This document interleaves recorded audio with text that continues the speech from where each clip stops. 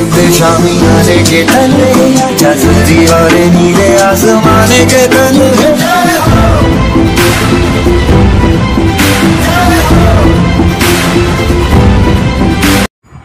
দেখো আজকে আমরা নতুন ক্লাস নিয়ে হাজির হয়েছি কোষ এবং কোষ বিভাজন চ্যাপ্টার থেকে। তো যারা যারা ক্লাসটা দেখছো প্রথম থেকে শেষ অবধি দেখতে থাকবে। আর যারা আমাদের মক টেস্ট ব্যাচে অ্যাডমিশন নিতে চাইছো, আমাদের 199 ফিস রয়েছে এই মক টেস্ট ব্যাচে। আর আমাদের কন্ট্যাক্ট নাম্বার দেখো স্ক্রিনের মধ্যে আসছে, এই কন্ট্যাক্ট নাম্বারে কন্ট্যাক্ট করে আমাদের একটি অ্যাপস রয়েছে, অ্যাপসের মাধ্যমে মক টেস্ট আমরা বিশেষ করে ইংলিশ সাজেশনের উপরে গুরুত্ব দিচ্ছি। ইংলিশ সাজেশন এবং আমাদের physical science, life science suggestion যারা পারচেস করতে চাইছো সব কিছু 199 এবং সাথে একটা স্পেশাল ক্লাস। এত কিছু একদম লাস্ট মুহূর্তে খুব কমের মধ্যে থাকতে যারা অ্যাডমিশন নিতে চাইছো অবশ্যই অ্যাপ ইনস্টল করে নাও। কমেন্টের প্রথমে আমাদের হোয়াটসঅ্যাপ গ্রুপের লিঙ্ক এবং অ্যাপের লিঙ্ক দেওয়া রইল। প্রত্যেকে ক্লাসটা প্রথম থেকে শেষ অবধি কন্টিনিউ করবে এবং কথাগুলো মূল্যবান কথা মনোযোগ সহকারে শুনবে। আর মক টেস্ট নিলে অবশ্যই হেল্পফুল হবে পরীক্ষার আগে, এটা আমি কথা দিচ্ছি। আমি পুরোপুরিভাবে তোমাদেরকে যতটা হেল্প করা অবশ্যই করবো। আচ্ছা চলো প্রশ্নে আসা যাক। প্রথম প্রশ্ন দেন। আজকে কিন্তু লাস্টের দিকে 5 মিনিট অনেক কথা বলার আছে, কেউ কিন্তু লেফট নেবে না, প্রত্যেকের সঙ্গে অনেক কথা জানার আছে, অনেক কথা বলার আছে, সেই কথা লাস্টের দিকে বলা হবে। প্রথম প্রশ্ন, নিচের কোনটি শিশুদের দেহের টিস্যু তৈরি ও মেরামতের জন্য প্রয়োজনীয় উপাদান? টোটাল 4টা অপশন দেখতে পাচ্ছ, কার্বোহাইড্রেট রয়েছে, প্রোটিন রয়েছে, ভিটামিন রয়েছে এবং ফাইবার রয়েছে। কোনটি শিশুদের দেহের টিস্যু তৈরি? টিস্যু মানে কি বলতো? কোষগুলো। শিশুদের যে ছোটো ছোটো টিস্যু বা কোষ রয়েছে সেই কোষ তৈরি বা মেরামতের জন্য, মানে কোষের কোথাও কোনোভাবে ধ্বংস হয়ে গেল বা ক্ষয় হয়ে গেল, সেই ক্ষয়টাকে পূরণ করার জন্য কোনটি প্রয়োজনীয় পুষ্টি উপাদান? দেখো কার্বোহাইড্রেট মানে শর্করা, প্রোটিন মানে তোমরা জানো, আর ভিটামিন, ফাইবার। টোটাল যে 4টা অপশন রয়েছে এখানের মধ্যে কোনটা তোমাদের কাছে সঠিক অ্যান্সার মনে হচ্ছে অবশ্যই কিন্তু নিচের কমেন্টে জানাও, ফটাফট করে জানাও। তোমাদের টাইম, আচ্ছা টাইম বক্স টানা হয়নি তাই তো? তো অলরেডি ঘড়ি তোমাদের চলে এসেছে, তো চলো টাইম শুরু হচ্ছে এখন। নাও তোমার টাইম কিন্তু শুরু হয়ে গেছে, ফটাফট করে অ্যান্সার দাও, প্রত্যেক কমেন্টে অ্যান্সার দাও। আচ্ছা এখানে রাইট অ্যান্সার কোনটা? তাহলে রাইট অ্যান্সার হচ্ছে কি প্রোটিন। প্রোটিন হচ্ছে এমন একটা খাদ্য উপাদান যেটা অলরেডি দেহের টিস্যু যদি ক্ষয় হয়ে যায় বা সেই টিস্যুটার যদি উপযুক্ত চাহিদার প্রয়োজন হয় তখন এই প্রোটিন কিন্তু অবশ্যই সেখানে সাহায্য করে। আচ্ছা নেক্সট প্রশ্নে চলে এসো। নেক্সট প্রশ্ন বলছে 1873 সালে কালো প্রতিক্রিয়া কৌশলে দাগযুক্ত স্নায়ুকলার প্রথম ছবি কে প্রকাশ করেছিলেন, যা একটি সম্পূর্ণ স্নায়ুকোষের বর্ণনা দিয়েছিল? আচ্ছা যদি কেউ অ্যান্সারটা জেনে থাকে অবশ্যই নিচের কমেন্ট বক্সে জানাও। চলো আমি টাইম শুরু করে দিচ্ছি, ঠিক আছে? চলো টাইম শুরু হচ্ছে, ফটাফট করে অ্যান্সার দাও। নিজের কমেন্টে প্রত্যেকে কেউ দেরি করবে না, ফটাফট করে অ্যান্সার দিতে থাকো। অ্যান্সার দাও। আচ্ছা অনেকে অ্যান্সার দিয়েছে, দেখো মনে রাখবে 1873 সালে কালো প্রতিক্রিয়া কৌশলে দাগযুক্ত স্নায়ুকলার প্রথম ছবি যে বর্ণনা দিয়েছিলেন সেই বিজ্ঞানীর নাম হচ্ছে কি ক্যামিলো গোলগি, ঠিক আছে? যেটা অলরেডি ডার্ক রিয়াকশন নামেও পরিচিত। পরীক্ষাতে এরকমভাবে প্রশ্ন আসতে পারে যে ডার্ক রিয়াকশনের প্রথম বর্ণনা কে দিয়েছিলেন? অ্যান্সার হবে কিন্তু ক্যামিলো গোলগি, ঠিক আছে? চলো নেক্সট প্রশ্নে চলে আসো। স্পারমাটোজেনেসিস প্রক্রিয়াটির নাম কি, যেখানে একটি ডিপ্লয়েড জীবাণু কোষ মিওটিক বিভাজনের মাধ্যমে দুটো হ্যাপ্লয়েড স্পারমাটিড গঠন করে? দেখো এগুলো ডিটেলসে আলোচনা করতে গেলে অনেক টাইম লাগবে, তাই আমরা অ্যান্সারগুলো জাস্ট জেনে নেব, ঠিক আছে? আমরা এখন আর টাইম নিয়ে আমাদেরকে পুরো চ্যাপ্টার সারতে হবে, তো ডিটেলসে একটু আধটু ডিসকাস করে দিয়ে আমরা অ্যান্সার জানবো। চলো তোমাদের আগে টাইমটা দিয়ে দিই। চলো তোমরা টাইম অ্যান্সার দাও, আমি টাইম দিয়ে দিচ্ছি, ফটাফট অ্যান্সার দাও, কমেন্টে প্রত্যেকে অ্যান্সার দাও। স্পারমাটোজেনেসিস প্রক্রিয়াটির নাম কি? যেখানে আচ্ছা অ্যান্সার দিয়েছো অনেকে কমেন্ট। দেখো এই স্পারমাটোজেনেসিস প্রক্রিয়াটা কি? স্পারমাটোজেনেসিস প্রক্রিয়া মানে হচ্ছে, অনেকে জানো না, পুরুষদের শুক্রাণু উৎপাদনের যে প্রক্রিয়া, সেই পুরুষদের শুক্রাণু, এটা মিওসিস আই মানে কিন্তু মিওসিস 1, ঠিক আছে? তো মিওসিস আই মানে হচ্ছে মিওসিস 1। তো এখানে যেটা রাইট অ্যান্সার সেটা হচ্ছে কি স্পারমাটোজেনেসিস। প্রত্যেকে মনে রাখবে স্পারমাটোজেনেসিস মানে পুরুষদের শুক্রাণু উৎপাদন প্রক্রিয়া, অর্থাৎ যে প্রক্রিয়ার মাধ্যমে একটা পুরুষের শুক্রাণু উৎপাদন হচ্ছে, ঠিক আছে? তো সেখানে বলেছে এই প্রক্রিয়াটির নাম কি, যেখানে একটি ডিপ্লয়েড জীবাণু মানে একটা ডিপ্লয়েড কোষ মিওটিক কোষ বিভাজনের মাধ্যমে দুটো হ্যাপ্লয়েড স্পারমাটিড গঠন করে, ঠিক আছে? তো এই যে প্রক্রিয়া, এই প্রক্রিয়াটা হচ্ছে কোথায় ঘটে না মিওসিস 1-এর মাধ্যমে ঘটে। এই প্রক্রিয়াটা হচ্ছে কি মিওসিস 1, ঠিক আছে? এটার নাম কি তাহলে? মিওসিস 1। তারপর দেখো 4 নম্বর প্রশ্ন আমরা চলে আসছি। কোষচক্রের কোন ধাপে ডিএনএ নিজেকে প্রতিলিপি করে? আমি অলরেডি কোষচক্রের কোন ধাপে ডিএনএ, এই প্রশ্নটা পরীক্ষা তোমাদেরকে আসতে পারে যে কোষচক্রের কোন ধাপে ডিএনএ নিজেকে প্রতিলিপি মানে প্রতিলিপিকরণ ব্যাপারটা কি? তোমরা তো অনেকে জানো না। প্রতিলিপিকরণের ইংরেজি নাম হচ্ছে কি রেপ্লিকেশন। কি নাম? না রেপ্লিকেশন, ঠিক আছে? তাহলে আমি লিখে দিচ্ছি প্রতিলিপিকরণ অপর নাম কি? রেপ্লিকেশন, ঠিক আছে? আচ্ছা ঘোড়াটাকে দিকে আমি নিয়ে চলে যাই, নাহলে এখানে অসুবিধা হচ্ছে। আচ্ছা তাহলে প্রতিলিপিকরণ অপর নাম হচ্ছে কি রেপ্লিকেশন প্রক্রিয়া, রেপ্লিকেশন বা প্রতিলিপিকরণ। এই রেপ্লিকেশন বা প্রতিলিপিকরণ প্রক্রিয়ার মাধ্যমে ধরো একটা ডিএনএ আছে, ধরো এটা একটা ডিএনএ, এরকম আমরা ডিএনএটা দেখতে পাই। তো এই ডিএনএটা কি করে জানো, ঠিক তার মতো দেখতে হুবহু একটা ডিএনএ তৈরি করে। তাহলে ডিএনএ কি করে, তার মতো একটা হুবহু অপত্য ডিএনএ তৈরি করে। তো এই প্রক্রিয়াটাকে বলছে কি প্রতিলিপিকরণ বা রেপ্লিকেশনকরণ প্রক্রিয়া। এই রেপ্লিকেশনকরণ প্রক্রিয়ার জন্য কোষচক্রের বেশ কয়েকটা ধাপ রয়েছে। কোষচক্রের প্রধান দুটো পর্যায় ছিল, একটা হচ্ছে কি পর্যায়, একটা হচ্ছে ইন্টারফেজ, আমরা প্রত্যেকটা নামগুলো জেনে থাকি। একটা নাম কি হচ্ছে ইন্টারফেজ, IENTRPHS ইন্টারফেজ, আর একটা হচ্ছে কি মাইটোটিক ফেজ বা এম ফেজ। কি নাম, অপরটার নাম হচ্ছে কি মাইটোটিক বা এম ফেজ। ঠিক আছে, এবার ভালো করে শুনে রাখো, এই ইন্টারফেজ দোসার কিন্তু চারটে পর্যায়ের নাম কি না, G1 ফেজ, G2 ফেজ আর এস ফেজ। সরি, তিনটে পর্যায় রয়েছে G1 ফেজ, এস ফেজ এবং G2 ফেজ। কি নাম তাহলে বললাম, G1 ফেজ, এস ফেজ, যারা আমাদের চ্যানেল ফলো করো বা যারা আমাদের পেড ব্যাচে রয়েছে প্রত্যেকে জানবে G1 ফেজ, এস ফেজ আর G2 ফেজ, তাই তো। আর মাইটোটিক ফেজের প্রত্যেকের নামগুলো জানো, প্রোফেজ, মেটাফেজ, অ্যানাফেজ, টেলোফেজ। তাহলে G1 পর্যায়, G1 পর্যায়, এস পর্যায়, G2 পর্যায় কার ভাগ, তাই ইন্টারফেজের ভাগ। আর মাইটোটিক ফেজের ভাগগুলোর নাম কি না, মাইটোটিক ফেজের ভাগগুলোর নাম আছে প্রোফেজ, মেটাফেজ, অ্যানাফেজ, টেলোফেজ। এবার তোমাকে এখানে জানতে চেয়েছে কোষচক্রের নিচের কোন ধাপে ডিএনএ নিজেকে প্রতিলিপি করে। সর্বদা মনে রাখবে যে ডিএনএ নিজেকে প্রতিলিপিকরণ করে হচ্ছে এই এস পর্যায়ে। কোন পর্যায়ে, এস পর্যায়ে বা এস ফেজে। কোন পর্যায়ে গো, তাহলে পরীক্ষা দিয়ে প্রশ্ন আছে, অ্যান্সারটা কী হবে, প্রত্যেকের মনে থাকবে এস পর্যায় বা এস ফেজে কিন্তু ডিএনএ নিজেকে প্রতিলিপিকরণ করে। ঠিক আছে, আচ্ছা, যদি কেউ G2 ফেজে কী করে, G1 ফেজে যদি কেউ জেনে থাকে অবশ্যই নিজের কমেন্টে তোমরা এগুলো জানিয়ে যাবে। প্রত্যেকে কমেন্টে অ্যান্সারটা জানাবে যে G1 ফেজে কী ঘটনা ঘটে এবং G2 ফেজে কী ঘটনা ঘটে। তোমার কমেন্টে যদি অ্যান্সার দিতে পারো জানবো তোমরা এগুলো অবশ্যই পড়েছো। ঠিক আছে, এবং এম ফেজের ভাগ আমি অলরেডি বলে দিয়েছে। নেক্সটে চলে এসো, মানুষের প্রধানত কয় ধরনের কোষ বিভাজন রয়েছে। টোটাল আমি 4টে এখানে অপশন দেখতে পাচ্ছ, 4, 2, 3, 5। তো চলো টাইম শুরু করছে এখন, ফটাফট করে প্রত্যেক কমেন্টে, কেউ দেরি করবে না, ফটাফট করে কমেন্টে অ্যান্সার দেবে। চলো শুরু হচ্ছে এখন। আর লাইক কোথায় গো বন্ধুরা, লাইক করো ভিডিওটা, অনেক তো এত লাইক করছো না। আচ্ছা, মানুষের প্রতি কত ধরনের কোষ বিভাজন রয়েছে বলো। আচ্ছা, অ্যান্সার দিয়েছো। দেখো, মানুষের কোষ বিভাজন তোমরা অ্যান্সারটা দিয়েছো অনেকে ঠিকই, এটা হচ্ছে 2 ধরনেরই হবে। কারণটা একটু বলে দিই। কারণ মানুষের যে কোষ বিভাজন প্রক্রিয়াটা ঘটে, সেই কোষ বিভাজন প্রক্রিয়াটা 2 ধরনের হয়। একটা হচ্ছে মাইটোসিস প্রক্রিয়া, একটা হচ্ছে মিওসিস প্রক্রিয়া। মাইটোসিস প্রক্রিয়াতে প্রথমত পিতামাতার, ভালো করে শোনো, প্রথমত যে পিতামাতা, ঠিক আছে, তাদের দেহটা বিভাজিত হচ্ছে এবং 2টো কোষ উৎপন্ন করছে। ঠিক আছে, মাইটোসিস প্রক্রিয়া জানো আমরা প্রত্যেকে 2টো হয়। মিওসিস প্রক্রিয়া কটা হবে না, 4টে হবে। কেন, প্রথমে তো এই দুটো থেকে এখানে 2টো আসছে, আবার কি হচ্ছে এখানে 2টো, টোটাল কিন্তু 4টে ঘটনা ঘটছে। আচ্ছা, তোমরা বলতে পারবে যে সদিশ বিভাজন কাকে বলে আর হ্রাস বিভাজন কাকে বলে, বলতে পারবে কমেন্ট যদি জানো, অ্যান্সারটা জানো। আচ্ছা, মাইটোসিস প্রক্রিয়ার মাধ্যমে কি ঘটে। আচ্ছা, তাহলে মাইটোসিস বিভাজনের মাধ্যমে আমরা কি শিখলাম, যে মাইটোসিস বিভাজনের মাধ্যমে যে কোষটা থাকে সেই কোষটা আর কি, জয়ন্তী কোষটা বিভাজিত হয়ে সম আকৃতির, সমসম্পন্ন এবং সমক্রোমোজোম বিশিষ্ট 2টো অপত্য কোষ তৈরি করছে। পরবর্তী ক্ষেত্রে এগুলো আবার বিভাজিত হচ্ছে কোন দশায়, মিওসিস দশায়। বিভাজিত হয়ে এরা কী করছে, এখানে 2টো, এখানে 2টো, টোটাল কিন্তু 4টে কোষ উৎপন্ন হচ্ছে। তাহলে কটা টোটাল মানুষের কোষ বিভাজন দেখা গেল, ওপরেরটা হচ্ছে মাইটোসিস আর নিচের পদ্ধতিটাকে আমরা কি বলছি, মিওসিস। আচ্ছা, তোমরা কমেন্টে বলে যাও যেভাবে বললাম, যে কোনটা সদিশ বিভাজন, কোনটা হ্রাস বিভাজন। অ্যান্সারটা প্রত্যেক কমেন্টে জানিয়ে যাবে, আমি পরে চেক করে নেব। তাহলে এটা কি হলো 2টো, ঠিক আছে, এটা কি হলো 2টো। প্রত্যেকের নামও লিখবে, কমেন্টে যা বলছে সেগুলো কিন্তু কমেন্ট করে যাবে, ঠিক আছে, আমি পরে চেক করে নেব, দেখবো কে কেমন প্রিপারেশন নিয়েছো। মায়োসিসের কোন পর্যায়ে সাইন্যাপসিস ঘটে। এই প্রশ্নটার উত্তরটা দেখো, টোটাল 4টা অপশন রয়েছে, লেপ্টোটিন রয়েছে, প্যাকাইটিন রয়েছে, জাইগোটিন রয়েছে এবং প্রথম মেটাফেজ রয়েছে। চলো আমি টাইমার চালু করে দিচ্ছি, তোমরা অ্যান্সারটা প্রত্যেকে দাও, ফটাফট করে কমেন্ট করো, অ্যান্সার দাও। চলো চলো কমেন্ট করো, দেরি করছো কেন, কমেন্ট করো, কমেন্টের ঘড়ি শুরু হয়ে যাচ্ছে, ফটাফট অ্যান্সার দিয়ে দাও। আচ্ছা, দেখো, লেপ্টোপিটিন যে পর্যায়টা রয়েছে, সেই লেপ্টোটিন পর্যায়ে কিন্তু ক্রোমোজোমের যে ঘনীভূত হবার যে সম্ভাবনা, যে ঘনীভূত অবস্থাটা, সেটা কিন্তু এই পর্যায়ে দেখা যায়। ঠিক আছে, প্যাকাইটিন দশায় ক্রোমোজোমগুলি নিজেদের মধ্যে ভগিনী ক্রোমাটিড বিনিময় করে। কি করে না, ভগিনী ক্রোমাটিড মানে এই যে এরকমভাবে ক্রোমোজোমগুলো ধরো আসছে না, এই ক্রোমোজোমটা এই সঙ্গে লেগে যায় এবং যে ক্রোমোজোমগুলো লেগে যাওয়ার মতো যে ব্যাপার, ঠিক আছে, মানে খণ্ডের বিনিময় ঘটায় প্যাকাইটিন পর্যায়। আর জাইগোটিন পর্যায় হচ্ছে কি ঘটে না, সাইনাপসিস ঘটে। আর প্রথম মেটাফেজ তো কি বলবো যে নিজেদের মতো যে জিনগত উপাদানগুলো সেগুলোর আদান প্রদান ঘটায়।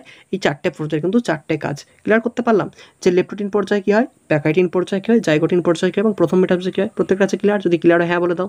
আচ্ছা ঠিক আছে, নেক্সট প্রশ্নে চলে এসো। নেক্সট প্রশ্ন হচ্ছে 7 নম্বর প্রশ্ন। 7 নম্বর প্রশ্নে বলেছে মাইটোসিসের প্রথম, আচ্ছা দেখো, মাইটোসিসের প্রথম কোন পর্যায়ে মাকি সদৃশ তন্তুগুলো গঠিত হয়? আচ্ছা দেখি তো একটু গুগল, আচ্ছা কেউ পেমেন্ট করলো হয়তো মক টেস্টের জন্য।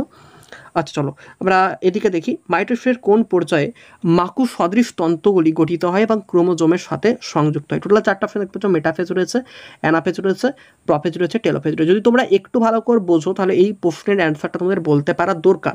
এটা মাইটোসিস পর্যায় মানে অর্থাৎ মাইটোটিক ফেজের যে দোসাটা রয়েছে সেই দোসারই 4টে ভাগ এখানে দেওয়া রয়েছে। মেটাফেজ রয়েছে, অ্যানাফেজ রয়েছে, টেলোফেজ রয়েছে, প্রফেজ রয়েছে। কোনটা রাইট অ্যান্সার? আমি তোমার টাইমার চালু করেছি, তোমরা অ্যান্সার দাও। টাইমার শুরু হয়ে গেছে, তোমরা অ্যান্সার দাও, ফরওয়ার্ড করে কমেন্টে অ্যান্সার দাও। 4টা প্রশ্ন দেখতে পাচ্ছ, আচ্ছা অ্যান্সার দিয়েছো। তার আগে তোমরা দেখে নাও যে প্রফেজ দোসায় কী ঘটে। দেখো প্রফেজ দোসায় ক্রোমাটিনগুলো ঘনীভবন হয়। কী হয়? প্রফেজ দোসায় কিন্তু ক্রোমাটিন যে পদার্থটা সেই ক্রোমাটিনটা ঘনীভবন হয়। দেন দেখো অনুনালিকার সমাবেশের সূচনা ঘটে। ভালো করে মনে রাখবে যে প্রফেজ দোসায় কোন দোসায় ক্রোমাটিন ঘনীভবন হয়। ক্রোমাটিন ঘনীভবন হয় কোন দোসায়? প্রফেজ দোসায়। ভালো করে খাতায় লিখে রাখো। অনুনালিকাগুলো অর্থাৎ অনুনালিকাগুলো সমাবেশের সূচনা ঘটছে কোন দোসায়? সেগুলো হচ্ছে কি সমাবেশের সূচনা ঘটছে প্রফেজ দোসায়। শেষে এন্ডোপ্লাজমিক রেটিকুলাম, গোলগি কমপ্লেক্স এবং নিউক্লিয় পর্দা বিলুপ্ত হচ্ছে কোন দোসায়? প্রফেজ দোসায়। তাহলে পরীক্ষায় প্রশ্ন আসতে পারে নিউক্লিয় পর্দা বিলুপ্ত হয়ে যায় কোন দোসায়? অ্যান্সার হবে রেটিকুলাম, গোলগি কমপ্লেক্স বা গোলগি বস্তু কোথায় তোমার সম্পূর্ণরূপে অদৃশ্য হয়ে যায়? প্রফেজ দোসায়। অ্যানাফেজ দোসায় কী ঘটে? অ্যানাফেজ দোসায় সেন্টোমিয়ার বিভক্ত হয়ে যায়, ভগিনী ক্রোমাটিন পৃথক হয়ে যায়, ক্রোমোজোম বিপরীত মেরুর দিকে চলে যায়। অ্যানাফেজ দোসায় কী হয়? সেন্টোমিয়ার বিভক্ত হয়, ভগিনী ক্রোমাটিন পৃথক হয় এবং ক্রোমোজোম বিপরীত মেরুর দিকে চলে যায়। টেলোফেজ দোসায় কী হয়? দেখো টেলোফেজ দোসায় এন্ডোপ্লাজমিক রেটিকুলাম, গোলগি কমপ্লেক্স, নিউক্লিয় পর্দা পুনর্গঠিত হয়। তাহলে নিউক্লিয় পর্দা পুনর্গঠিত হচ্ছে কিন্তু কোন দোসায়? টেলোফেজ দোসায়। মানে প্রোফেজ দোসায় সম্পূর্ণরূপে নিউক্লিয় পর্দা বিলুপ্ত হয়ে গেছিলো, ওটা প্রথম দোসা। আবার শেষ দোসায় নিউক্লিয় পর্দা আবার কি হচ্ছে? পুনর্গঠিত হচ্ছে। তারপর এটা মাইটোসিসের একদম শেষ পর্যায়ে বা চূড়ান্ত পর্যায়ে, যেখানে ক্রোমোজোমগুলো তাদের নিজের মেরুতে পৌঁছে যাচ্ছে এবং ক্রোমোজোমগুলির ক্ষয় হয় এবং তাদের যে স্বতন্ত্রতা, সেই নিজস্বতা বা নিজের ওপর কন্ট্রোলটা হারিয়ে ফেলে। নিজের ওপর কন্ট্রোল বা নিজের যে স্বতন্ত্র মানে নিজেকে ধরে রাখতে পারে না কোন দোসায়? না টেলোফেজ দোসায় কিন্তু ক্রোমোজোমগুলো নিজেকে ধরে রাখতে পারে না। ক্লিয়ার হচ্ছে? তাহলে এটা কিন্তু হচ্ছে টেলোফেজ দোসায়। তাহলে আমার এখানে যে প্রশ্নটা চেয়েছিল, প্রশ্নটার দিকে একটু আমি যদি ভালো করে নজর দিই, এখানে বলেছে মাইটোসিসের কোন পর্যায়ে মাকু সদৃশ তন্তুগুলো গঠিত হয় এবং ক্রোমোজোমের সাথে সংযুক্ত হয়। তাহলে আমরা 4টে প্রফেজের কাজ জেনেছি, মেটাফেজের কাজ জেনেছি, টেলোফেজের কাজ, অ্যানাফেজের কাজ জেনেছি, টেলোফেজের কাজ জেনেছি। কিন্তু মেটাফেজের কাজটা হচ্ছে কি মাকু সদৃশ তন্তুগুলো গঠিত এবং তার সেগুলি ক্রোমোজোমের সাথে সংযুক্ত। এটা কিন্তু রাইট অ্যান্সার হচ্ছে অপশন এ। নেক্সট প্রশ্ন, G1, S এবং G2 সমন্বিত যে পর্যায়টি রয়েছে সেই পর্যায়টির নাম কি? আমি এই একটু আগে তোমাদেরকে অ্যান্সারটা বললাম যে G1, S এবং G2 সমন্বিত যে কোষ বিভাজন পর্বটি রয়েছে সেই কোষ বিভাজন পর্বটির নাম কি? টোটাল 4টা অপশন দেখতে পাচ্ছ, মেটাফেজ রয়েছে, প্রফেজ রয়েছে, অ্যানাফেজ রয়েছে এবং ইন্টারফেজ রয়েছে। আমি অনেক আগেই বলেছি যে এগুলো কিন্তু মাইটোটিকের ভাগ, এটা কিন্তু মাইটোটিকের ভাগ। তাহলে মাইটোটিকের ভাগ যদি এটা হয়, ইন্টারফেজের আবার 3টে ভাগ, G1, S, G2, তাহলে এটা নিশ্চয়ই ইন্টারফেজের ভাগ হবে, তাই তো? নেক্সট প্রশ্নে চলে আসছি, কে কোষ বিভাজনকে ত্বরান্বিত করে? দেখো টোটাল 4টা অপশন রয়েছে, অ্যাবসিসিক অ্যাসিড রয়েছে, সাইটোকাইনিন রয়েছে, তারপর দেখো জিবরেলিন রয়েছে এবং অক্সিন রয়েছে। কোষ বিভাজনকে কে ত্বরান্বিত করে? আচ্ছা প্রথম আমরা অ্যাবসিসিক অ্যাসিডের কাজটা জেনে নেব যে অ্যাবসিসিক অ্যাসিড কী কাজ করে। ঠিক আছে, চলো অ্যাবসিসিক অ্যাসিডের কাজ আমরা জেনে নিই। না দেখো অ্যাবসিসিক অ্যাসিড হচ্ছে একটা উদ্ভিদ হরমোন। কী হরমোন? একটি উদ্ভিদ হরমোন। এটি গাছগুলিতে বীজ এবং অঙ্কুরগুলিতে সুপ্ত অবস্থা উন্নীত করে। কি করে? অ্যাবসিসিক অ্যাসিড একটি উন্নত উদ্ভিদ যেটা কি করে না গাছগুলিতে বীজ এবং অঙ্কুরগুলিতে, তাহলে বীজ এবং অঙ্কুরের সুপ্ততা ভঙ্গ করে কোন হরমোন? Abscisic acid. তাহলে অ্যাবসিসিক অ্যাসিডটা নিশ্চয় হলো না। সাইটোকাইনিন দেখো এটি একটি উদ্ভিদ হরমোন যেটা অলরেডি কোষ বিভাজনে সাহায্য করে। তারপর দেখো এখানে অপশন দিয়েছে জিবরেলিন। জিবরেলিনের কাজটা জানো? জিবরেলিন বলছে এটি একটি উদ্ভিদ হরমোন যা গাছের কাণ্ডগুলিতে দীর্ঘায়নে সহায়ক করে। তারপর দেখো রয়েছে অক্সিন। অক্সিন বলেছে এটি একটি উদ্ভিদ হরমোন, এটি কোষের প্রসারে এবং বৃদ্ধিতে সহায়তা করে। তাহলে এখানে রাইট অ্যান্সার কোনটা হলো তোমরা নিজেরাই বুঝতে পারলে। এখানে রাইট অ্যান্সার হয়ে যাচ্ছে কি? এখানে রাইট অ্যান্সার হচ্ছে আমার সাইটোকাইনিন। কি হচ্ছে? রাইট অ্যান্সার আমার হয়ে যাচ্ছে হচ্ছে সাইটোকাইনিন। ঠিক আছে, তাহলে সাইটোকাইনিন হচ্ছে রাইট অ্যান্সার। নেক্সট প্রশ্নে চলে এসো 10এর দাগেরটা, গ্যামেটের গঠন কোন প্রক্রিয়া দ্বারা হয়ে থাকে? টোটাল তোমরা 4টা অপশন এখানে দেখতে পাচ্ছ। একটা হচ্ছে বিভাজন, মিওসিস, মাইটোসিস, অ্যামাইটোসিস। কোনটা রাইট অ্যান্সার হবে? গ্যামেটের গঠন বলেছে, অর্থাৎ গ্যামেটটা গঠন হয় কোন প্রক্রিয়ার মাধ্যমে। এটা তো নতুন করে কোনো কিছু বলার নয়, নিশ্চয়ই গ্যামেটের প্রক্রিয়া বিভাজন দ্বারা হবে না, মাইটোসিস দ্বারা হবে না। অ্যামাইটোসিসটা অনুন্নত জীব। অ্যামাইটোসিস মনে রাখবে, অ্যামাইটোসিস কিন্তু নিম্ন, একদম নিম্ন শ্রেণীর যারা জীব তাদের ক্ষেত্রে অ্যামাইটোসিস দেখা যায়, ঠিক আছে, তাদের ক্ষেত্রে অ্যামাইটোসিস দেখা যায়। অ্যামাইটোসিস দেখা যায় এমন দুটো পানির নাম বলো তো দেখি ফটাফট করে কে বলতে পারো। অ্যামাইটোসিস দেখা যায় কার? আচ্ছা, গ্যামেটের গঠন কোন প্রক্রিয়া দ্বারা হয়ে থাকে? দেখো এখানে লেখা আছে তোমার হচ্ছে ডোটার নিউক্লিক 2, ঠিক আছে, ডোটার নিউক্লিও 2 হচ্ছে, এটা আমি একটু সরিয়ে আনি, এখানে দেখতে পারবে না, ডোটার নিউক্লিও 2, ঠিক আছে। দেখো এখানে কিন্তু তোমার দুটো রয়েছে। দেখো তারপর দেখো তোমার বিভাজনটা কেমনভাবে ঘটছে আমি একটু একটু স্ক্রল করি বা ব্যাপারটা মিওসিসটা দেখাই। দেখো এটা হচ্ছে ইন্টারফেজ দোষা, এটা হচ্ছে কি দোষা? ইন্টারফেজের দোষা। ইন্টারফেজ দোষাতে দেখো এখানে দেখো মিওসিসটা কীভাবে ঘটেছে দেখতে পাচ্ছ, ঠিক আছে। এবার হোমোলোগাস ক্রোমোজোম বলে এগুলোকে, দেখো দুটো আলাদা আলাদা ক্রোমোজোম রয়েছে, হোমোলোগাস ক্রোমোজোম, ঠিক আছে, সমস্ত ক্রোমোজোমগুলো। তারপর দেখো এখান থেকে কি হচ্ছে, দেখো ডোটার নিউক্লিক, মানে ডোটার মানে কি? অপত্য কোষে মানে মিওসিস বিভাজনের মাধ্যমে প্রথমে কি হলো, প্রথমে দেখো ইন্টারফেজের টোটাল এই যে চারটে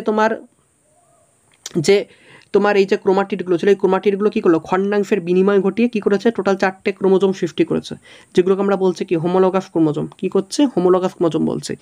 তারপর দেখো এই হোমোলোগাস ক্রোমোজোমগুলো এখানে আবার দেখো জোটবদ্ধ হয়ে দেখো মানে তাদের খণ্ডাংশের বিনিময় ঘটেছে একটার সঙ্গে একটা, দেখো এই জন্য এদিকে বিভিন্ন খণ্ডগুলো বিভিন্নভাবে পেয়েছে, এবং ছবিটা দেখে নিশ্চয়ই বুঝতে পারছো, খণ্ডগুলো পেয়ে দেখতে পাচ্ছ দুজনের সঙ্গে আলাদা করে ফেলেছে। তারপর দেখো এখানে এই মিওসিস বিভাজনের পর দেখো এটা হচ্ছে প্রথমত মিওসিস 1 যেটা বলছি, মিওসিস 1 বিভাজন ঘটেছে, তারপর দেখো মিওসিস 1 বিভাজনের পর দেখো মিওসিস 2 বিভাজন, দেখো দুটো টোটাল কিন্তু আবার 4টে ঘটে গেছে, ঠিক আছে। পুরো দশাটা নিশ্চয়ই বুঝতে পারবে। তাহলে মিওসিসের মাধ্যমে কিন্তু কি হয় না, গ্যামেট উৎপন্ন হয়। তাহলে গ্যামেট উৎপাদনের জন্য কোন প্রক্রিয়াটি গুরুত্বপূর্ণ না, গ্যামেট উৎপাদনের জন্য হচ্ছে মিওসিস প্রক্রিয়াটা গুরুত্বপূর্ণ, ঠিক আছে। গ্যামেট উৎপাদনের জন্য কিন্তু মিওসিস প্রক্রিয়াটা গুরুত্বপূর্ণ। লাইসোজোম নিচের কোন কোষ সংগ্রহ থেকে শিফট হয়? টোটাল 4টা অপশন তোমরা এখানে দেখতে পাচ্ছ না, লাইসোজোম টোটাল 4টা অপশন তোমরা দেখতে পাচ্ছ। চলো অ্যান্সার দাও ফটাফট করে কমেন্টের মাধ্যমে, টাইম শুরু করলাম। নাও অ্যান্সার দিয়ে থাকো প্রত্যেকে অ্যান্সার দাও। আচ্ছা, তোমরা প্রত্যেকে অ্যান্সার দিয়েছো যে লাইসোজোমটা উৎপন্ন হচ্ছে থেকে না, গোলগি বস্তু থেকে। আদতে এর কি কারণ জানো যে কেন লাইসোজোমটা গোলগি বস্তু থেকে আমরা উৎপন্ন হয়েছে? আরও তো ব্যাপার ছিল, নিউক্লিয়াস ছিল, এন্ডোপ্লাজমিক রেটিকুলাম ছিল, রাইবোজোম ছিল, আমরা এগুলোকে কেন বেছে নিলাম না? কেন আমরা বললাম যে লাইসোজোমটা উৎপন্ন হচ্ছে কেবলমাত্র গোলগি বস্তু থেকে? তোমরা জানো কি যে লাইসোজোমের মধ্যে সিফটার্নি বলে একটা পার্ট থাকে, জানো তো প্রত্যেকে? সেই সিফটার্নির বেশ কয়েকটা পার্ট রয়েছে, এই ছোটো ছোটো পার্ট বা ভেসিকলগুলো অ্যাসিটিক অ্যাসিডের সঙ্গে যুক্ত হয়ে, কি বললাম, অ্যাসিটিক অ্যাসিডের সঙ্গে যুক্ত হয়ে তৈরি করা হচ্ছে লাইসোজোম। কী করে? অ্যাসিটিক অ্যাসিডের সঙ্গে যুক্ত হয়ে তোমার কী করছে, লাইসোজোম তৈরি করছে, এবং এই জন্য লাইসোজোমের কিন্তু শিফট হয়ে চলে। প্রথমত বলবো গোলগি বস্তুর জন্যই কিন্তু লাইসোজোমের শিফট হয়, কারণ গোলগি বস্তুর বেশ কয়েকটা ভেসিকল, সিফটার্নির ভেসিকলগুলো অ্যাসিটিক অ্যাসিডের সঙ্গে যুক্ত হয়ে কিন্তু এই লাইসোজোমের তৈরি করেছিল। এতদিন ধরে জানতে না ব্যাপারটা ক্লিয়ার হয়েছে যে গোলগি বস্তুর যে সিফটার্নি, সেই সিফটার্নির অংশগুলো অ্যাসিডিক অ্যাসিডের সঙ্গে যুক্ত হয়ে তৈরি করেছিল লাইসোজোম, ঠিক আছে। নেক্সটে চলে এসো। 16টি ক্রোমোজোম সহ একটি কোষকে কোলচিসিন দিয়ে প্রভাবিত করা হয়। শেষে কোষের কয়টি ক্রোমোজোম থাকবে? দেখো যদি আমি কোষকে কোলচিসিন দিয়ে প্রভাবিত করি তাহলে সেটা দ্বিগুণ হয়ে যায়, কারণ কোলচিসিন কী করে, দেখো স্পিন্ডেল গঠনে বাধা সৃষ্টি করে, স্পিন্ডেল বা তন্তু হতে দেয় না। তাহলে তোমার কী হবে, সেটাকে তুমি প্রথমে কোষের কয়টি ক্রোমোজোম থাকবে যদি কোলচিসিন দিয়ে তাকে প্রভাবিত করি, তাহলে অ্যান্সারটা তোমরা কমেন্টে দাও, আমি টাইম চালু করে দিচ্ছি। আচ্ছা, প্রত্যেকে ফরওয়ার্ড করে কমেন্ট অ্যান্সার দাও।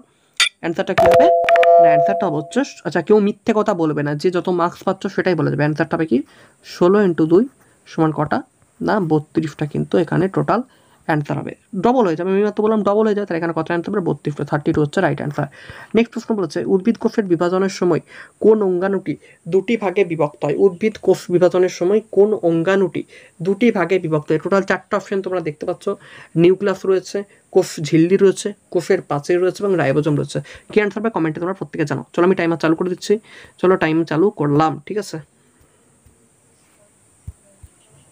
নাও টাইম চালু গেছে, অ্যান্সার দাও প্রত্যেকে ফটাফট করে। আচ্ছা, প্রত্যেকে অ্যান্সার দিয়ে দিয়েছে। মনে রাখবে একমাত্র কিন্তু নিউক্লিয়াসটাই দুটো ভাগে বিভক্ত হতে পারে, বাদ বাকি কেউ বিভক্ত হতে পারবে না। নিউক্লিয়াসটা কিন্তু দুটো ভাগে বিভক্ত হতে, এখানে রাইট অ্যান্সার কী হবে না, নিউক্লিয়াস হচ্ছে এখানে রাইট অ্যান্সার, ঠিক আছে। নেক্সট প্রশ্নে চলে আসো। কী থেকে নতুন কোষ উৎপন্ন হয়? প্রাক বিদ্যমান কোষ, ব্যাকটেরিয়ার গাঁজন, পুরনো কোষের পুনর্জন্ম, অ্যাবায়োটিক পদার্থ। মনে রাখবে কোনোদিন কিন্তু নতুন কোষ যখন উৎপন্ন হবে সেক্ষেত্রে তা কিন্তু অবশ্যই প্রাক বিদ্যমান কোষটা থাকতে হবে। কি থাকতে হবে না, প্রাক বিদ্যমান কোষ থাকতে হবে। তাহলে এখানে রাইট অ্যান্সার কী হবে, এখানে রাইট অ্যান্সার হচ্ছে কিন্তু প্রাক বিদ্যমান কোষ থেকে নতুন কোষের উৎপন্ন, এটা হচ্ছে রাইট অ্যান্সার। 15 নম্বর প্রশ্নে চলে এসো, এই প্রক্রিয়াগুলির মধ্যে কোনটি কোষ চক্রের অংশ নয়? কোষ চক্রের মধ্যে কোনটা পড়ছে না? দেখো, জিনোমের সদৃশ্যতা রয়েছে, কন্যা কোষের বিভাজন রয়েছে, কোষের অর্গানলের সংশ্লেষণ রয়েছে এবং সেন্ট্রোজোমের অবক্ষয় রয়েছে। তাহলে কোনটা রাইট অ্যান্সার? কিন্তু সেন্ট্রোজোমের অবক্ষয়, জিনোমের সদৃশ্যতা, কন্যা কোষের বিভাজন, কোষের অর্গানেলের সংশ্লেষণ। আমি টাইম শুরু করছি, অ্যান্সার দাও প্রত্যেকে। আচ্ছা, টাইম শুরু হয়ে গেছে, ফটাফট করে কমেন্টে অ্যান্সার দাও, কেউ দেরি করবে না, ফটাফট করে কমেন্টে অ্যান্সার দাও। আচ্ছা নেক্সটে দেখো, যে এই প্রক্রিয়াটা বোঝাচ্ছে যে এই প্রক্রিয়াগুলির মধ্যে কোনটি কোষচক্রের অংশ নয়। দেখো, প্রথমত জিনোমের সদৃশ্যতা কোষচক্রের অংশের মধ্যে পড়ে, কন্যা কোষের বিভাজন এটাও কোষচক্রের অংশের মধ্যে পড়ে, এবং কোষের অর্গানেলের সংশ্লেষণ এটাও কিন্তু এই কোষচক্রের অংশের মধ্যে পড়ে। কিন্তু সেন্ট্রোজোমের অবক্ষয় কোনোদিনই কোষচক্রের অংশের মধ্যে পড়বে না। তাহলে এখানে রাইট অ্যান্সার হচ্ছে কোনটা না, সেন্ট্রোজোমের অবক্ষয়, এটা হচ্ছে রাইট অ্যান্সার। ঠিক আছে, ক্লিয়ার প্রত্যেক আছে? সেন্ট্রোজোমের অবক্ষয় হচ্ছে রাইট অ্যান্সার। ঠিক আছে, নেক্সট প্রশ্ন দেখো, কোষচক্রের ঘটনার সঠিক ক্রম কোনটি? সঠিক ক্রম কোনটি? টোটাল দেখো 4টা অপশন তোমরা এখানে দেখতে পাচ্ছ। একটা রয়েছে G1F G2M, দেন রয়েছে G1 G2 MS, তারপর দেখো G1F G2M, তারপর SM G1 G2। দেখো, কোষচক্রের ঘটনাগুলির মধ্যে সঠিক ক্রম হলো কোনটি? আমরা যদি একটু কোষচক্রের ঘটনাগুলো লক্ষ্য করে দেখি, তাহলে আমরা দেখতে পাবো যে ইন্টারফেজ দশা এবং একটা মাইটোটিক ফেজ, এটা হচ্ছে এম ফেজ। ঠিক আছে, তাহলে এম ফেজ কোনোদিন মাঝে ঢুকতে পারে না, আবার এস কখনো লাস্টে যেতে পারে না, এস সর্বদা মধ্যবর্তী পর্যায়ে পড়বে। তাহলে এস সর্বদা মধ্যবর্তী পর্যায়ে যদি পড়ে, তাহলে আমার রাইট অ্যান্সার হওয়ার সম্ভাবনা কোনটা? প্রত্যেকে কমেন্টে অ্যান্সার দাও, তারপর আমি অ্যান্সার দেবো। বলো ফটাফট করে কমেন্টে অ্যান্সার দাও। না, রাইট অ্যান্সার হচ্ছে কি অপশন সি, G1F G2M। ঠিক আছে, 17 নম্বর প্রশ্ন দেখো, দুটি এম পর্যায় মানে দুটি এম পর্যায়কে করতে কী বলে? এটা বিরাট সোজা প্রশ্নের উত্তর। দেখা যাক তোমরা অ্যান্সারটা দিতে পারো নি, ফটাফট করে কমেন্ট করো, প্রত্যেকে কমেন্ট করো, কমেন্টে নাম জানিয়ে যাও। আচ্ছা, কি অপশন হবে? অপশন এ হচ্ছে রাইট অ্যান্সার, ইন্টারফেজ হচ্ছে এখানে রাইট অ্যান্সার। 18 দাগের প্রশ্ন, সমগ্র চক্রের কত সময় ইন্টারফেজ দ্বারা দখল করা হয়? ইন্টারফেজ দ্বারা কত পার্সেন্টেজ দখল? দেখো, ইন্টারফেজ কিন্তু বেশিরভাগটাই দখল করে নেয়। আমাদের যে টোটালি অংশ, সে 95% অর্থাৎ 95% কিন্তু ইন্টারফেজ দখল করে। এটা খুব ইম্পর্টেন্ট প্রশ্ন, সমগ্র কোষচক্রের কতটা ইন্টারফেজ দখল করে? না, 95%। কোষচক্রের পর্যায় শনাক্ত করো। আর সেখানে যে প্রফেজ, G0 G2 টেলোফেজ, কোষচক্রের এখানে পর্যায় শনাক্ত করতে বলছে, মানে এই যে পর্যায়টা, এই পর্যায়টার নাম কি হবে? তাহলে আমরা যদি পর্যায়টা দিকে লক্ষ্য করে দেখি, তোমরা নিজেরাই বুঝতে পারবে। দেখো, প্রথম হচ্ছে G1 দশা, তারপর F দশা, তারপরে এই যে জিজ্ঞাসার জন্য যুক্ত যে স্থানটা, সেখানটায় কী হবে বলো তো? কী হবে? অ্যান্সার দাও, আমি বলবো না। G0 হবে নাকি G2 হবে, কোনটা হবে বলো? তোমরা অ্যান্সার দাও, কমেন্ট করো, প্রত্যেক কমেন্টে অ্যান্সার দাও, কমেন্ট বক্সে নাম লিখে যাবে, অ্যান্সার দেওয়ার সুযোগ আছে। G2 কী হবে? G2 হচ্ছে রাইট অ্যান্সার। তাহলে এখানে অপশন হচ্ছে কি G2। 20 দাগের প্রশ্ন, কোষচক্রের এম পর্ব প্রক্রিয়া দিয়ে শুরু হয় কোনটি? মানে এম পর্ব কোন প্রক্রিয়া দ্বারা শুরু হয়? ক্যারিওকাইনেসিস দ্বারা, সাইটোকাইনেসিস, ইন্টারফেজ নাকি স্পিন্ডিল গঠন? কি অ্যান্সার হবে? প্রত্যেক কমেন্টে জানাও। দেখো, আমরা প্রত্যেক ক্ষেত্রে ভালোভাবে জানি যে কোনো কোষচক্রের পর্যায় যখন শুরু হয়, সেক্ষেত্রে প্রথম আমরা যদি কোনো একটা জীবকে দেখি, জীবের দিকে প্রথম কী বিভাজন হয়? নিউক্লিয়াসটা বিভাজন হয়। তারপর কী হয়? ধরো মাঝখানে নিউক্লিয়াস থাকে, তারপর থাকে তার বাইরে থেকে সাইটোপ্লাজম ঘেরা অংশ, তাহলে তারপরে পর্দা থাকে। তাহলে প্রথম বিভাজন কিন্তু নিউক্লিয়াসের হবে, তারপর বিভাজন হবে সাইটোপ্লাজম, তারপর বিভাজন হবে কি কোষটা।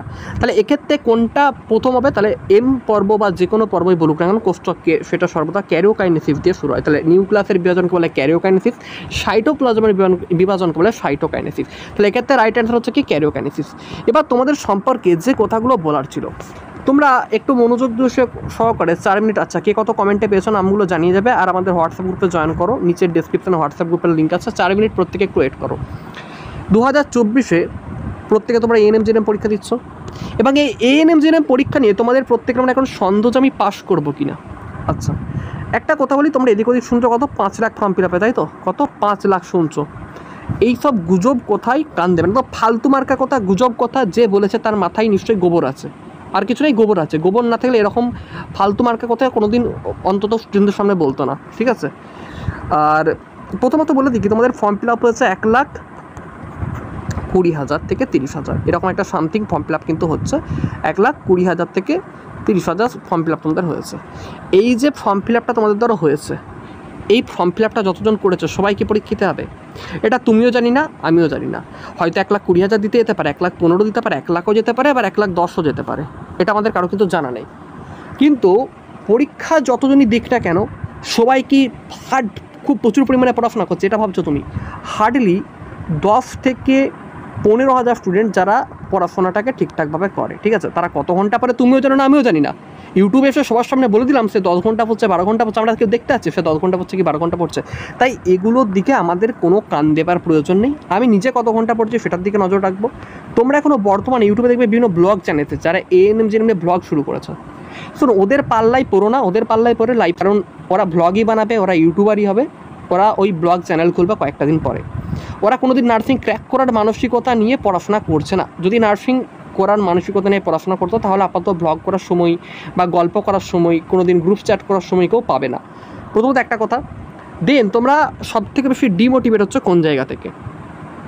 যে আমরা পরীক্ষা দিচ্ছি বিভিন্ন ফ্রি অ্যাপ বা ফ্রি ওয়েবসাইট থেকে। আচ্ছা, ফ্রি অ্যাপ এবং ফ্রি ওয়েবসাইটে তোমরা একটু বলো তো, ফ্রিতে বিনামূল্যে কেউ তোমাদেরকে সঠিক জিনিস দেবে? প্রথমে একটু কল্পনা করো, ফ্রিতে বা বিনামূল্যে তোমাদেরকে কেউ কি অ্যাপের মাধ্যমে সঠিক কিছু দিতে চাইবে, মানে একদম অ্যাপ্রোপ্রিয়েট টপিক বা অ্যাপ্রোপ্রিয়েট সঠিক দিতে চাইবে? এটা অবভিয়াসলি না। সে তার নিজের অ্যাপসের গ্রোথ করানোর জন্য বা নিজের যে কোনো ওয়েবসাইটের গ্রোথ করানোর জন্য এই জিনিসটা করে থাকবে। সেটা যেই করুক না কেন, বিভিন্ন অনেক অ্যাপ আছে, অনেক ওয়েবসাইট আছে, তোমরা হয়তো জানো, ইউজ করো। তো যাই হোক, তোমরা সেখানে যখন এক্সাম দিচ্ছ গিয়ে দেখছো এমন কিছু প্রশ্ন আছে যেগুলো এএনএম জেনের সঙ্গে বা রিলেটেডই না। আরে জীবনে ওই প্রশ্ন পরীক্ষা আসবেই না, তাই প্রশ্ন দিয়েছে। খুব বিশ্বস্ত, খুব ভালো, এইভাবে তোমরা পরীক্ষা দিতে গিয়ে মার্কস আসছে এত দিন রাত পড়ে 115 মতো মার্কস আসছে, কত 30-35। এই মার্কসটা পাওয়ার পর তোমরা পুরোপুরিভাবে বিশ্বাস উঠে যাচ্ছে নিজের উপর যে আমি আদৌ পাস করবো তো? আমার এত পড়লাম কিন্তু আমি কিছু পারছি না কেন? দেখো, কেউ তো এএনএম জেএনএম কোশ্চেন করছি না আমরা, বা কেউ এএনএম জেএনএম কোশ্চেনের সঙ্গে যুক্তও নয়। তাহলে তারা যা প্রশ্ন করো সেখানে তুমি 30 পেয়েছো কি 40 পেয়েছো সেটা তোমার উপর কোনো দিন ডিপেন্ড করবে না যে তুমি এই নাম্বারটা তোমার পরীক্ষা আসবে। তুমি নিজের উপর বিশ্বাস রাখতে শেখো, পুরনো প্রশ্নপত্রকে ফলো করো, কেমন প্রশ্ন এসছে সেটা দেখো। আমি যখন আমাদের ব্যাচে এক্সাম নিই, আমাদের ব্যাচে অলরেডি অনেকগুলো এক্সাম নেওয়া হয়ে গেছে 115 নাম্বারের, আর সেখানে আমাদের হাইয়েস্ট হচ্ছে, লাস্ট পরীক্ষায় হাইয়েস্ট হচ্ছে 97। আমাদের ব্যাচের একটি মেয়ে আমার কাছে যে পড়তো 97.75 পেয়েছে। দেন হাইয়েস্ট হচ্ছে 86.75 ওঠে, তারপর 85, এরকম করে পরপর হাইয়েস্ট হচ্ছে। 65-এর মধ্যে টোটাল আছে কিন্তু 40+, 40+ 40 জন স্টুডেন্ট আছে 65-এর মধ্যে। আমি ধরে নিচ্ছি এই 40 জন কিন্তু আমাদের ব্যাচের মধ্যে অলরেডি গভর্নমেন্ট কলেজ পাবার একটা সম্ভাবনা আছে, ঠিক আছে? আমি ধরে নিচ্ছি আছে, পাবে কিনা জানি না, কিন্তু প্রায় আছে, কারণ আমি যতবার পরীক্ষা নিচ্ছি তারা কিন্তু এই 65-এর ওপরে নাম্বার পেয়েছে। বিগত বছর যে লাস্ট কাট অফ গেছিলো সেটা কিন্তু 60+-এর কাছাকাছি কাট অফ গেছিলো, বা 60+, মানে থার্ড রাউন্ড অবধি। তারপরে স্পটে কিন্তু 58 বা 59ও সামথিং কেউ গভর্নমেন্ট কলেজ পেয়েছে, আমি যেটুকু শুনেছিলাম। আমাদের ব্যাচে অলরেডি 3-4টে মেয়ে আছে যারা অলরেডি স্পটে গিয়েছিল এবং তাদের র্যাঙ্ক ছিল 3000, আর একদম 800 কি 798 এরকম একটা ছিল সামথিং। ওরা চান্স পায়নি 1-2 নাম্বারের জন্য, কিন্তু ওদের ফ্রেন্ডরা পেয়ে গেছিলো। ওরা স্পট থেকে এসে আমাকে বলেছিল বা এখানে স্পটের যে ঘটনাটা আমাকে ভিডিও কলিংয়ের মাধ্যমে বা ছবি মাধ্যমে আমাকে সব কিছু দেখেছিল, আমি দেখেছিলাম, এবং সেখান থেকে আমার ধারণা এবং অলরেডি আমার সেই ডেটা তৈরি করেছে, আমি নেক্সট ডে শেয়ার করে দেবো তোমাদের সাথে। তো তোমরা এত টেনশন নিও না, যেটুকু পড়েছো ভালোভাবে পড়ো।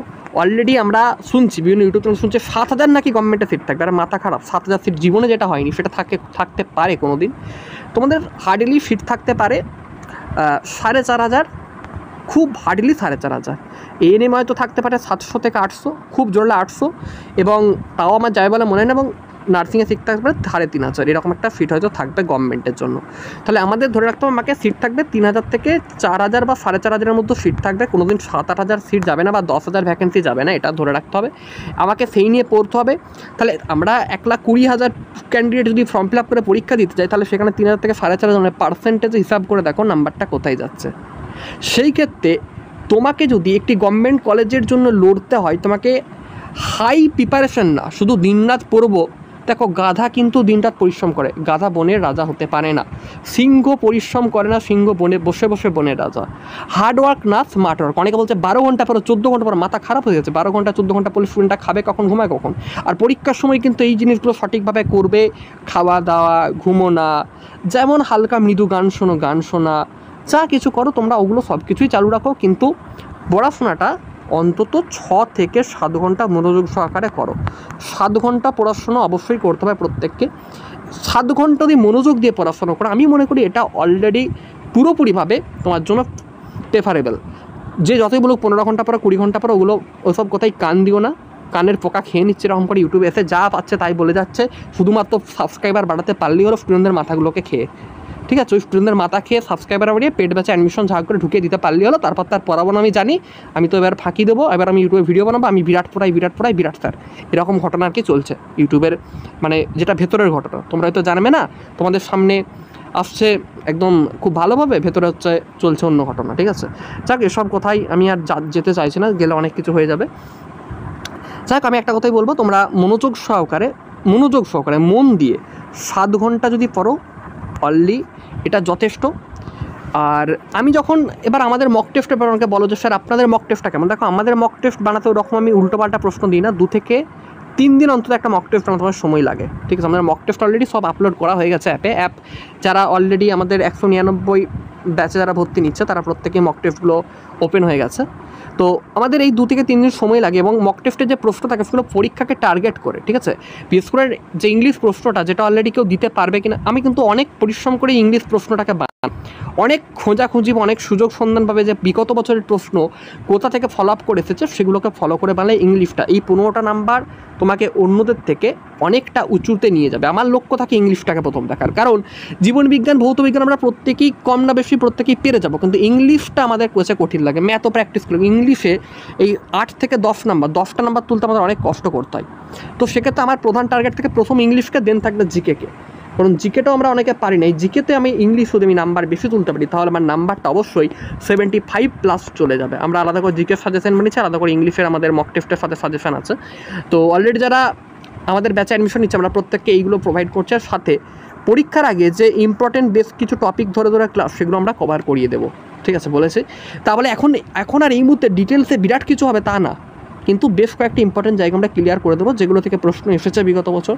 সো যারা চাইছো যে না আপনাদের সঙ্গে যুক্ত হওয়ার প্রয়োজন আছে, অবভিয়াসলি জেনুইন তুমি একদম টাফলি করতে পারো, কারণ সেরকমভাবে আমরা কারোর সঙ্গে যে এরকম করি না, এরকম খারাপ কাজ করি না। অনেক স্টুডেন্টের কাছে শুনেছি অনেক জায়গায় অনেক খারাপ, কিন্তু কেউ যদি আমার ব্যাচ থেকে বলতে পারে যে আমাদের স্যার আমার সঙ্গে মানে এরকম খারাপ কাজ করেছে, কেউ বলতে পারবেও না, কারণ তাদের সঙ্গে কোনোদিনই খারাপ ব্যবহার বা খারাপ কিছু মানে যেটা দেবো বলে দিইনি বা ক্লাস করা বলে করেনি। অলরেডি প্রতিদিন 7 দিন করে ক্লাস হয়েছে, অলরেডি আজ 10 মাস 11 মাস হতে গেল, 7 দিন করেই ক্লাস হতো। যতদিন হয়তো 1-2 দিন শরীর টরীর খারাপ হয়ে গেলে আমাদের, তখন সেগুলো হয়তো বাদ গেছে, বাদ বাকি প্রতিদিন কিন্তু ক্লাস হয়েছে। ঠিক আছে, তো যাই হোক একটা গরিমানার মধ্যে ব্যাপারটা রয়েছে, কারণ আমাদের বিরাট বড় একটা আমরা সংস্থা করতে চাইছি না, থাক এটা ছোটোখাটো জায়গার মধ্যে সীমাবদ্ধ থাকুক, কিন্তু যেন ক্যান্ডিডেট হিউজ পরিমাণ ক্যান্ডিডেট একটা চান্স পায় এটুকুই চাইবো। কারণ স্টুডেন্টদেরকে শেখাতে হয় যে সব কিছুর মধ্যে সচ্ছলতা না রেখেও, মানে বিরাট আমি হাইফাই জায়গায় এসে গেছি, আমি বিরাট বড় একটা জায়গায় পৌঁছে গিয়ে আমি আজকে বিরাট বড় হয়ে গেছি, এরকম কিছু না। ছোটোখাটো জায়গার মধ্যেই থাকুক, আমার কোচিং ছোটোভাবেই থাকুক, ঠিক আছে, কিন্তু আমার কাছে যারা পড়তে আসে তারা যেন চান্স পায়, এটা আমি সর্বদা প্রে করবো ভগবানের কাছে। ঠিক আছে, আমার কিন্তু ড্রেস বেশ কিছু নেই ভাই বোনদের কাছে, একটাই কথা, আমার কিন্তু যে আমার লোগো লাগানোর ড্রেস আছে এরকম নেই, বা আমার ধরো স্টাইলাস পেন আছে বোর্ডে টুক করে টাচ করে দেবো এরকম কিছু নেই। আমার হোয়াইট বোর্ড মানে সাদা, যেমন পেন দিয়ে লেখা হয়, ঠিক আছে, সাদা তোমরা দেখেছো নিশ্চয়ই যে মার্কার দিয়ে, আর সাদা যে বোর্ড থাকে হোয়াইট বোর্ড, সেই হোয়াইট বোর্ডে লিখে লিখেই ক্লাস করাই। আমি মনে করি পরিশ্রম করে পড়ানো ভালো, কারণ আজকাল যে বড় স্মার্ট বোর্ড সেটা ফাঁকির বোর্ড, কারণ টিচাররা কী করছে, 2-1 PDF এখান থেকে কপি করে দিয়ে দিচ্ছে, ব্যাস হয়ে গেল পড়ানো। ছবি আঁকাই আছে হয়ে গেল, স্টুডেন্টকে শেখার PDF দিয়ে দিচ্ছি, গ্রুপে হয়ে গেল। আমি কোনোদিন স্টুডেন্টদেরকে এরকম বলি যে PDF দিচ্ছি নিয়ে নাও, আমি তাদেরকে লেখা করিয়েছি, খাতায় লেখা করাতাম যে লিখো, যতবার লিখবে ততবার সেটা রিভাইজ হবে, ততবার তুমি সেটা শিখতে পারবে। যাক অনেকগুলো কথা বলা গেলো। আর যারা তোমরা অবশ্যই চাইছো অ্যাডমিশন নিতে, অবশ্যই কন্ট্যাক্ট করতে পারো, যদি ভালো লাগে তবেই কন্ট্যাক্ট করবে। ঠিক আছে, 700194633335, অবশ্যই আমি তোমাদেরকে হেল্প করবো। এই হচ্ছে আমাদের কন্ট্যাক্ট নাম্বার। চলো গুড বাই প্রত্যেককে, আজকের মতো নেক্সট দিন আবার নতুন ক্লাস নিয়ে হাজির হবো।